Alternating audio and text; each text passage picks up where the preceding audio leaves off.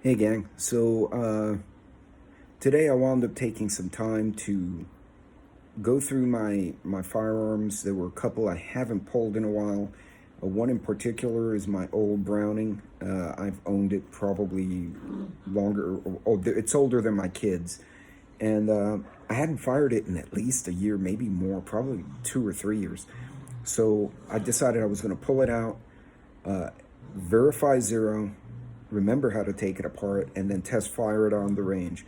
It's important to remember that our firearms, fishing reels, all this equipment is mechanical gear, and it can and is subject to breakage. So it's important. You hear the dogs fighting behind me.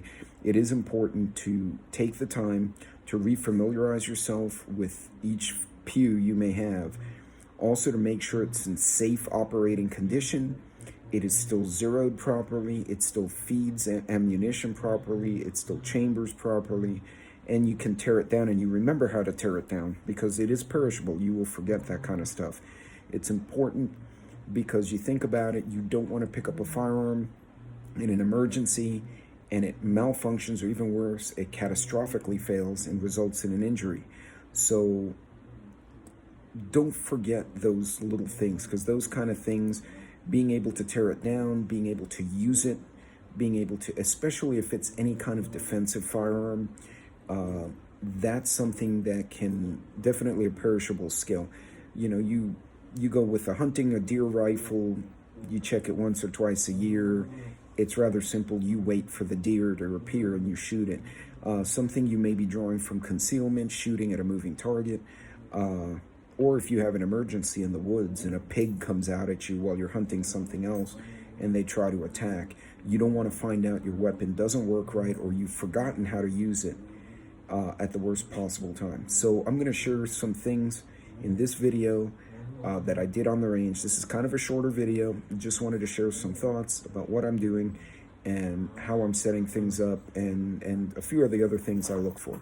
So I'll be right back, and we're going to go head to the range.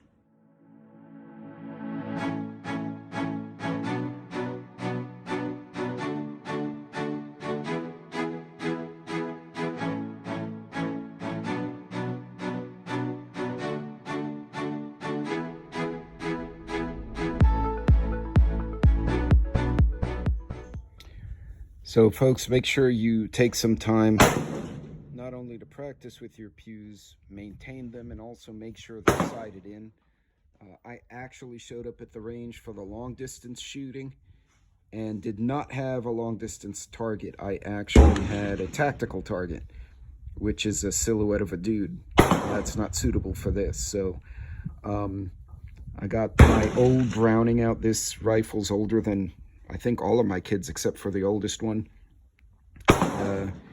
I got a Nikon ProStaff BDC, so it has a bullet drop reticle. I'm gonna see if I can show you guys what it looks like. I can line up the little camera the right way. Oh, maybe not. Yeah, that just looks weird. Sorry, guys. Not gonna work with the phone and the scope. Any case, I'm gonna collect my brass as I always do. I don't reload, but I don't like to leave a mess. I'll ask the guys next to me if any of them reload. They can take my brass. I don't have suitable space to safely do this. For those of you who have not done this before, I'd recommend getting a laser tool, and you either put it in the borehole or you stick it through the barrel, and you find a target with the rifle open at 25 yards. Look up your ballistic tables and you can kind of figure out, okay, it should be maybe an inch low at 25 yards. That'll put you almost zero at 100. Depends on the ballistics. I'm just giving an example. And then you get to the range and put it on paper.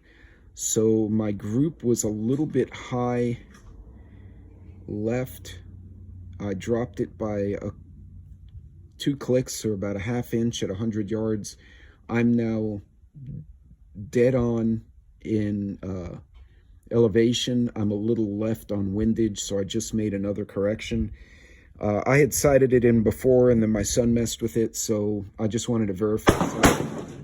It's important to know if this stuff is sighted in, before you need it. You don't want to grab a rifle like this in an emergency, or any firearm, and you're not confident that that scope, the sights are going where they need to be. So just something to keep in mind as you go about getting ready. This was on my list of preps, was to verify the bolt action rifle sight in with the scope, this particular rifle, and getting stuff done. So I will conclude this part of the video, and we'll go to something else. And there went my paper. Shit, I'll be right back. All right, guys, just a reminder, when you're done shooting, don't forget, clean your weapons. This is a very old Browning 270A bolt. It's probably one of the first bolt actions I bought for myself.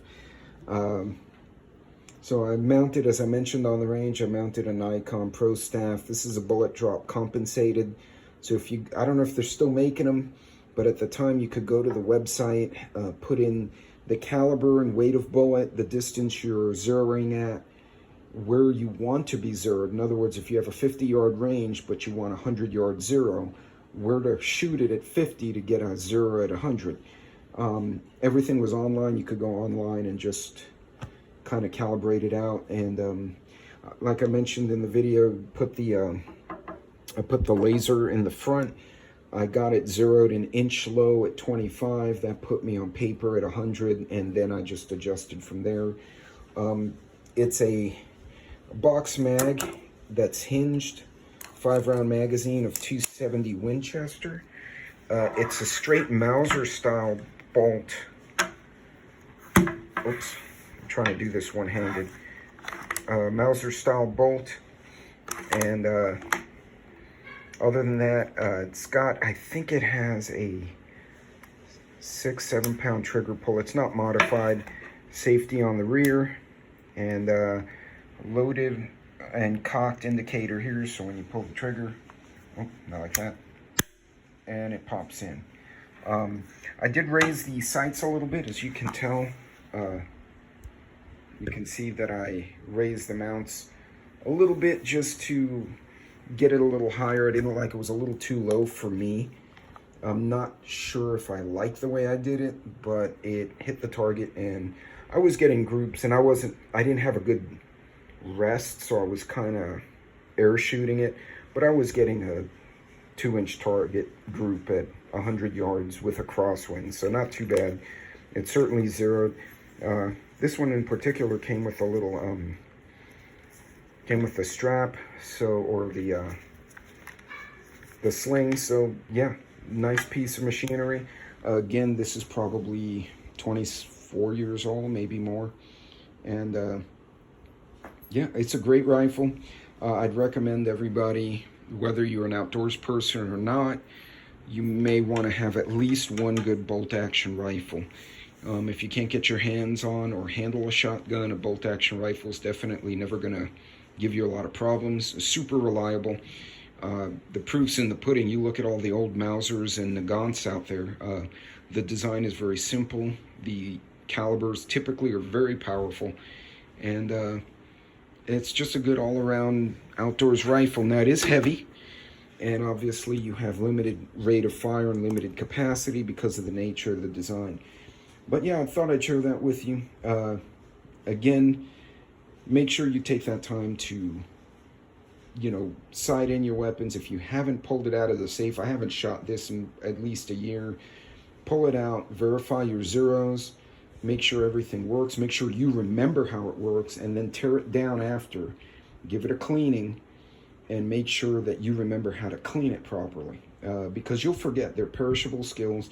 You know, I take apart my carry handguns, you know, once a week, once every couple of weeks, because I go to the range. But the deer rifles and the shotguns, not all the time. So in any case, folks, that's it for this one. I will catch all of y'all later. I thought you'd like a quick review of the Browning 270, older rifle, A-bolt, and definitely something I bought. I mean, it's 25 years old. It still shoots like a champ. So this will be my son's one day. Long after I'm gone, I'll give it to him. Well, in any case, you guys be good. Godspeed. We'll see you later. Take care.